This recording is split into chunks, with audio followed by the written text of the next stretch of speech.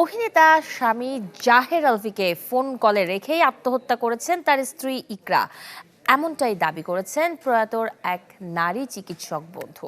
তিনি বলেন, ঘটনার সময় আলভি তার সহকারী অর্ককে পাঠিয়েছিলেন ইকরাকে দেখতে। এর মানে তিনি সবই জানতেন। স্ত্রী ইকরা যখন আত্মহত্যা করেন তখন তার স্বামী জাহের আলভি ছিলেন নেপালে, যেখানে তার সাথে ছিলেন সহকর্মী প্রেমিকা তিথি। মূলত এই অভিনেত্রীকে নিয়েই দীর্ঘদিন ধরে তাদের সংসারে চলছিল অশান্তি। শনিবার তার চরমে পৌঁছালে আত্মহত্যার পথ বেছে নেন ইকরা। তার বান্ধবীর দাবি, ইকরা যখন আত্মহত্যা করতে যায় তখন ফোন কলে ছিলেন তার স্বামী আলভি, আর এজন্যই তিনি সাথে সাথে সহকারী অর্ককে পাঠান ইকরার রুমে, যদিও ততক্ষণে অনেক দেরি হয়ে গেছে। অথচ স্ত্রীর মৃত্যুর পর দীর্ঘ স্ট্যাটাসে আলভি দাবি করেন তিনি কিছুই জানেন না।